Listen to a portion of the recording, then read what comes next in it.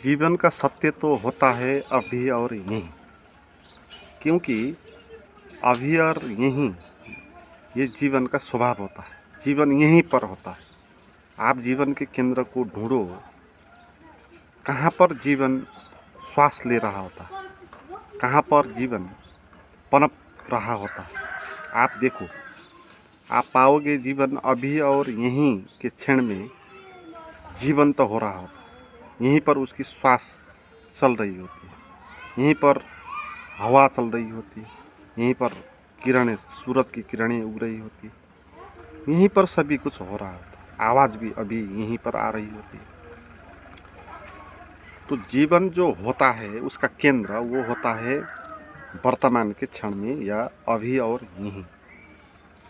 और हम जानने चले हैं जीवन के सत्य को। जीवन को सत्य, जीवन का केंद्र जानने के लिए हम चले हैं, तो हमको जीवन के केंद्र तक पहुंचना होगा। यानी कि अभी और यहीं इस वर्तमान के क्षण में हमको खड़ा होना होगा, तो ही हमारे जीवन के साथ मुलाकात हो सकती है, भेंट हो सकता है। मगर हम अभी और यहीं कभी रहेंगे नहीं। जब भी अभी और यहीं आएगा, वर्तमान रहेगा, तब हम भविष्य के लिए टाल देंगे कोई भी बात। हमारी हैबिट ऐसी बन गई कि हम किसी भी बात को टालते जाते हैं, कल के लिए टालते हैं। तो अभी आप ध्यान करने वाले जो होते हैं ना, ध्यान अभी कर रहे होते हैं, आप बैठे होते हैं और मन में ये सोच रहे होते हैं कि ध्यान तो अभी लगा नहीं लगा कोई बात नहीं, मगर भविष्य में मैं अच्छे से ध्यान करूँगा, भविष्य में मुझे ध्यान लग ही जाएगा। तो भविष्य के आशा के कारण हम वर्तमान को ढो रहे होते हैं। हम अभी और इसी ये क्षण जो आता है हमारे पास, उसके साथ कभी कनेक्ट नहीं, उसके नज़दीक नहीं आते, उससे दूर चले जाते। हम मन में चलती हुई आशाओं के पीछे चल जाते। हमको ये लगता है अभी तो मैं संतुष्ट नहीं, तो बाद में जब ये होगा तब मैं संतुष्ट होऊंगा। तो बाद में जो बात के कारण मैं संतुष्ट होऊंगा, उसकी आशा के कारण ये अभी जो भी दुख पीड़ा का अनुभव हो रहा होता है, इसको हम ढो रहे होते हैं। मगर इससे कोई भी कंक्लूजन आने वाला नहीं है, क्योंकि आप कल के लिए टालोगे तो वो कल भी जब आएगा, वो भी इसी तरह आज के रूप में आएगा। वो भी अभी और यहीं के क्षण में आएगा। और जिस वक्त आप वहाँ होंगे, वहाँ भी आप ऐसे ही सोच रहे होंगे, ऐसे कह रहे होंगे कि जो है वो कल हो सकता है, अभी हो नहीं सकता। तो कल की आशाएं में हम टिकते हैं, कल की आशा में हम जीते हैं। इसी कारण वर्तमान के साथ हम जुड़ नहीं पाते। मैंने कहा वर्तमान स्थिर है, अभी है, यहीं है, और ये जीवन का स्वभाव है। और जीवन को जानना हो तो इसके साथ खड़ा होना होगा, इसके नज़दीक आना होगा। तो इसके नज़दीक आप कैसे आ पाएंगे? जब आप टाइमलेस हो जाएंगे, जब आप भूत और वर्तमान की बात को भूल जाएंगे और जैसा है जो है उसके साथ आप रहेंगे। दुख है तो भी दुख में रहेंगे, सुख है तो भी सुख में रहेंगे, मगर कल्पनाओं के पीछे आप जाएंगे। तो वर्तमान के साथ कनेक्ट होने के लिए ये बात जाननी आवश्यक है, इस वर्तमान को गंवाना नहीं। अभी जहाँ मैं हूँ, जो क्षण, जो समय मुझे मिला है, इसी क्षण में सभी कुछ है, इससे बाहर कुछ भी नहीं। और जिसको हम भविष्य कहते हैं वो भी इसी क्षण में। और भविष्य आता कहाँ से, हम इसको देखें। भविष्य बाहर से नहीं आता, भविष्य भी हमारे भीतर से ही आता है। हम सोचते हैं कि भविष्य में मेरा ये होगा, वो होगा, अच्छा होगा, मगर अच्छा हो नहीं सकता, क्योंकि अच्छा हो सकता था, आपने उस क्षण में अपने को सुधारा नहीं, उस क्षण में आपने अपने को जाना नहीं। आप कभी भी वर्तमान के साथ टिके नहीं, तो आगे भी कैसे आप वर्तमान के साथ टिकेंगे? और जो भी आनंद सत्य का अनुभव होता है वो वर्तमान के साथ टिक के ही हो सकता है। तो ये एक भ्रमिक मान्यता को हम लेके हम आगे चल रहे होते हैं। इन आशाएं हमको इस तरह ले जाती है, कभी भी हमको वर्तमान में टिकने नहीं देती। वो कहेगी कल, मगर जब कल आएगा वो भी आज की तरह ही आएगा। और आज का जो दिन है ये भी एक कल ही है, कल के लिए। आप आज के दिन के लिए भी आपने पहले सोचा था, आपने ये सोचा था कि मेरा ये हो जाएगा, वो हो जाएगा और मैं खुश रहूँगा, और आज जो है वो सब मिला है आपको, है ना। मगर आप उतने भी खुश नहीं हो पा रहे हैं आज से जितना इसके बारे में पहले समझने याद करके आप उसके साथ मज़े लिए थे, है ना। तो क्योंकि उस वक्त आपके पास कुछ नहीं था तो आप इसके बारे में सोचते थे, मगर आपको ये मिल गया, फिर आपको और ज़्यादा चाहिए। फिर ज़्यादा तो अभी मिल नहीं सकता, ज़्यादा तो भविष्य में ही मिल सकता है, मगर भविष्य तो कभी आएगा नहीं। क्योंकि जब भविष्य आएगा तब भी आप इसी तरह बात करेंगे, इसी तरह उस क्षण को भी आप टाल देंगे और कल के लिए आप आगे बढ़ेंगे। तो उसी आशा में आप चलेंगे।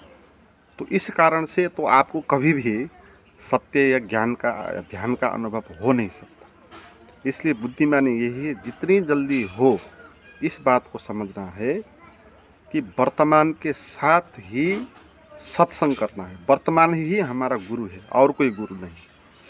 वर्तमान सभी कुछ है, क्योंकि वर्तमान में ही जीवन जीवंत है ना। आप देखें ना, घाम अभी लग रहा है, हवा अभी चल रही है, चिड़िया अभी गा रही है।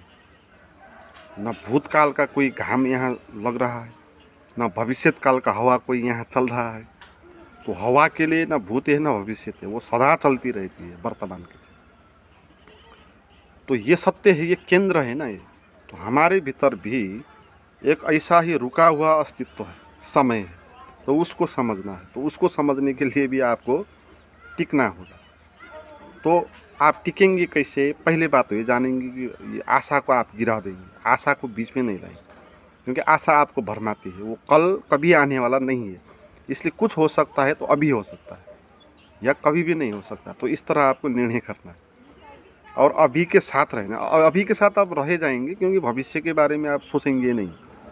आशा नहीं होगी तो भविष्य नहीं होगा। तो भविष्य का नाम ही तो आशा है ना। अगर आप आशा नहीं करेंगे, और आशा करने से कुछ होता भी नहीं है, क्योंकि आपने अपने भीतर जो भी काम क्रोध है उसको ट्रांसफॉर्मेशन किया ही नहीं, तो आशा करने से वो कैसे ट्रांसफ़र होता है। तो जिस भविष्य को आप अच्छा होगा कहते हो ना, वो भविष्य आपके भीतर से आएगा। अभी आप दुख में, तनाव में जी रहे हो, डिप्रेशन में जी रहे हो, जेलसी में जी रहे हो, तो भविष्य में भी आप जेलसी से ही भरोगे, क्योंकि जैसा बीज होगा वैसे ही उसका वृक्ष होगा। और भविष्य एक सभी का एक तो नहीं होता, कितने आदमी हैं यहाँ, सभी का अपना अपना भविष्य होता है। तो कौन किस तरह अपने भविष्य को पैदा कर रहा होता है अपने भीतर से, तो उसके हिसाब से अलग अलग भविष्य तो होंगे। तो भविष्य को भी अच्छा करना हो तो हमको वर्तमान को ठीक करना हो, वर्तमान के साथ जुड़ना हो। और वर्तमान में रहने का क्या अर्थ है? वर्तमान में रहने का अर्थ है कि हम सत्य में रहेंगे, हम भ्रम में नहीं रहेंगे, नहीं? तो आशा नहीं करेंगे तो भविष्य नहीं आएगा। और फिर आपके पास निराशा है तो भी कोई बात नहीं, निराशा के साथ हम रहेंगे, है ना, उसको विरोध नहीं करेंगे। हमारे अभी के क्षण में जो हो रहा है, दुख हो रहा है, ईर्ष्या हो रहा है, चिंता हो रहा है, तो इसको हम यहाँ से निकालेंगे नहीं, क्योंकि इसको छिछोल के जाना है ना आगे, इससे निकल के आगे जाना है। इसको हटा के हम आगे जा नहीं सकते, क्योंकि तो हमारे भीतर है ना। हम अभी इसको भविष्य की आशा के कारण इसको दबा देंगे और फिर आगे बढ़ेंगे, और ये तो भीतर ही रहेगा। तो फिर ये बारंबार आएगा। जो अज्ञान हमारे भीतर भरा पड़ा है, जो स्वप्न हमारे भीतर भरा पड़ा है, वो स्वप्न उसको हमने जाना नहीं, उससे हम निकले नहीं, उसको हमने जिया नहीं, तो हमारे भीतर ही होगा ना, अनकॉन्शियस माइंड में। तो बाहर से आप जितना भी आशा करो और पहुंच भी जाओ उस पद में, तो भी क्या होगा, आपके भीतर जो है वो तो फिर वहाँ भी आपको डिस्टर्ब कर ही लेगा। तो वर्तमान के साथ जुड़ के ही हम अपना उपचार कर सकते हैं। और अध्यात्म एक उपचार विधि है, ये कोई कल्पना नहीं है, ये कोई आपको भरमाने का, मनवाने का सिद्धांत नहीं। जैसे कि ये मोटिवेशनल होते हैं ना, तो मोटिवेशन नहीं है अध्यात्म। अध्यात्म एक उपचार पद्धति है। वो तो आपको कहती है आप अस्पताल जाओ, और ये जो प्रेजेंट लाइफ है, प्रेजेंट जो मूवमेंट है, ये अस्पताल है। इसके आगे ही जुड़ के हम ठीक हो सकते हैं। हमारा भ्रम, हमारा अज्ञान ठीक हो सकता है, क्योंकि अभी के क्षण में जो है वही सत्य है ना। सत्य के साथ मिलने से ही तो सत्य प्राप्त हो सकता है, नहीं? तो अभी के क्षण में आपको जो हो रहा है उसको भी देखना है, कल और परसों क्या होगा उसको देखना नहीं है। जैसे आप बैठे हो अकेले और चुपचाप, तो आपके मन में विचार चल रहे हैं, तो मन के विचारों को वैल्यू देना नहीं, मगर अभी क्या हो रहा है उसको वैल्यू देना। जैसे आपकी आँख से पेड़ दिखाई दे रहा है, फूल दिखाई दे रहा है, आदमी दिखाई दे रहा है, तो आप उसको देखना है, फोकस करना है उसमें, क्योंकि वो सत्य है ना। एक पेड़ आप देख रहे हैं, वो पेड़ का होना एक सत्य है। आप वहाँ स्वप्न नहीं देख रहे, आप इमेजिनेशन भी नहीं कर रहे, मगर आप भविष्य में कल के बारे में सोच रहे। आप प्रधानमंत्री हो जाएंगे, तो जो प्रधानमंत्री के बारे में सोचेंगे वो इमेजिनेशन होगा, वो रियल नहीं होगा ना। पेड़ तो रियल होगा। इसीलिए आपका फोकस होना चाहिए प्रेजेंट मोमेंट। जैसे आपके कान आवाज़ें सुन रही, तो अभी भी आवाज़ बहुत आ रही है, इधर चिड़िया की आवाज़ आ रही, कहीं आदमी की आवाज़ आ रही, कहीं बच्चे की आवाज़ आ रही, ट्रक की आवाज़ आ रही। तो इन आवाज़ों को आप सुन सकते हो, तो आप सत्य के नज़दीक हो, सत्य के नज़दीक आने की कोशिश कर रहे हो आप, है। मगर ये आवाज़ें जो हैं ये तो आप सुन नहीं रहे। मन में जो आवाज़ें आ रही हैं भूतकाल की, पहले ये इसने ये किया था और बाद में ये होगा, उन आवाज़ों को आप सुनेंगे तो आप स्वप्न में चले जाएंगे। तो सिंपल है बात, वर्तमान के साथ नज़दीक आने की बात बहुत बड़ी बात नहीं है। आप मज़े से वर्तमान के नज़दीक आ सकते हो। तो इसके लिए आपको जगना होगा, जो सत्य है उसको उसमें जीना होगा, उसमें रहना होगा, है। तो आपके मन में विचार आ रहे हैं, तो भी आप जो अभी आ रहे हैं उसी को आप वैल्यू दो। जो पहले आया था उस विचार को आप छोड़ दो, बाद में जो विचार आएंगे उस विचार को भी छोड़ दो। आपके मन में अभी क्या आ रहा है उसको आप सूरज की किरण के आगे रख दो, है। तो हम अपना उपचार खुद ही कर सकते हैं। तो ये अस्पताल जो मैंने कहा प्रेजेंट मूवमेंट, ये एक अस्पताल, इसके जब हम आगे आएंगे तो हमारा जो भी अज्ञान है, जो भी भ्रम है टूटने लगेगा, क्योंकि हमको सत्य का अनुभव होगा ना। आपने डायरेक्ट ही एक पेड़ को देख लिया, तो जो आपने मन में पेड़ का चिंतन किया था वो पेड़ तो मिट जाएगा ना, क्योंकि वो रियल आपने देखा। तो जिस चीज़ को भी हम देख सकते हैं, जान सकते हैं, उससे हम मुक्त हो सकते हैं। तो हमारे भीतर भी जो छिपा पड़ा ज्ञान है, स्वप्न है, निद्रा है, बेहोशी है, फियर है, उन सब चीज़ों को हम देख सकते हैं और उससे अलग हो सकते हैं, है।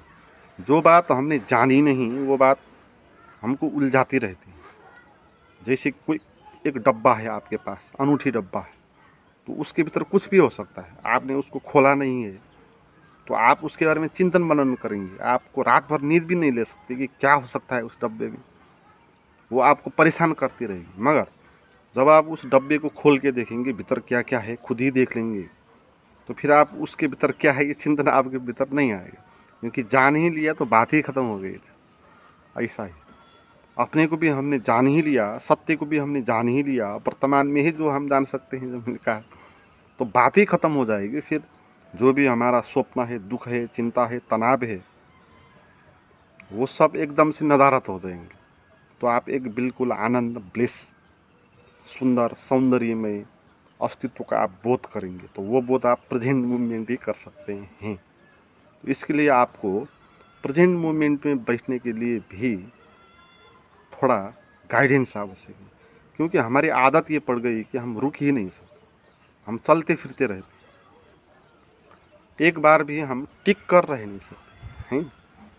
तो वर्तमान में रहने के लिए तो टिकना होगा ना। पहले तो मन को कैसे टिकाएं, पहले तो वो कुछ कला आपको सीखनी होगी। मगर आपके साथ प्रज्ञा है तो आप सीधे ही चुप हो जाओगे, क्योंकि आप भविष्य की आशा करेंगे या भूतकाल का विचार करेंगे तो आप खुद के नज़र में ही मूर्ख साबित हो जाएंगे, क्योंकि वो तो है ही नहीं, है ना। भविष्य कहीं होता नहीं है, हमारी कल्पना में होता है, और भूतकाल भी कहीं नहीं होता, वे हमारे समझना में, मेमोरी में होता है। जो होता है वो अभी होता है, यहीं होता है। तो हम इसके साथ जुड़ते हैं तो हम सत्य में जीते हैं, इसके साथ हम जुड़ते नहीं, हम अपने मन के भावों में, कल्पनाओं में जीते हैं, तो हम असत्य में जीते हैं। तो जितना हो सके ये प्रेजेंट मूवमेंट के नज़दीक आना है। तो नज़दीक आने के लिए आपको उन चीज़ों पर फोकस करना है जो अभी हो रही है। धीरे धीरे आप अपने मन के उन विचारों के प्रति भी सचेत होंगे जो अभी चल रहे हैं। तो धीरे धीरे आप ऐसा जानेंगे कि अभी मन में कोई भी विचार नहीं चल रहा है, क्योंकि जितना आप नज़दीक आएंगे प्रेजेंट में उतना विचार चलना बंद हो जाएगा। क्योंकि विचार तभी चल सकता है जब कल्पना करनी हो, तभी विचार आ सकता है। जब झूठ मूठ की दुनिया में रहना हो तब विचार आता है। सच की दुनिया में रहने के लिए विचार की क्या आवश्यकता। आपको भविष्य के बारे में आशा करके जीना है तो विचार आएंगे, आपको इमेजिनेशन करना होगा कि ये होगा, वो होगा, सब विचार होगा, खेल होगा, तब विचार वहाँ आएगा। मगर आपको अभी जो सौंदर्य प्रकट हो रहा है तो उसमें जीना है, अभी जो आनंद आ रहा है आपको उसमें जीना है। तो विचार का क्या काम होगा है। तो विचार जहाँ सत्य है वहाँ विचार नहीं होता। विचार तो सत्य का क्षतिपूर्ति है, सत्य नहीं है, इसलिए हम विचार करके मज़े ले लेते हैं, सत्य को जानते नहीं हैं। तो वो एक क्षतिपूर्ति है। मगर जब हम जान ही लेंगे, देख ही लेंगे, तो विचार की कोई आवश्यकता होगी नहीं। तो आप विचार शून्य हो जाएंगे, निःशब्द हो जाएंगे। तो परमात्मा होता है निःशब्द, जो जीवन होता है निःशब्द। आप देखिए ना, चारों तरफ सन्नाटा छाया हुआ है, आवाज़ें आ रही हैं ऊपर ऊपर से, हैं? कोई आदमी बोल रहा है, कोई कुत्ता बोल रहा है, आवाज़ें आ रही है, दृश्य भी दिखाई पड़ रहा है, मगर ये ऊपर ऊपर है। गहरे में आप देखेंगे तो एक सन्नाटा छाया हुआ है चारों तरफ, कुछ भी शब्द नहीं है, जैसे कि शांत सागर। वहाँ पर कोई भी शब्द नहीं उठ रहा, निःशब्द है, मौन है। तो ये जो अस्तित्व होता है, ये जो जीवन होता है, तो हम इसको तभी जान पाएंगे जब हम इसके साथ टिक के रहेंगे। तो मित्रों, आज के लिए इतने ही। कोई नए मित्र होंगे जो मेरे पास जो प्राइवेट गाइडेड मेडिटेशन है उनको अप्लाई करके लाभ लेना चाहते हैं, तो मुझे व्हाट्सएप पर बात कर सकते हैं। उसका नंबर और लिंक डिस्क्रिप्शन में दिया।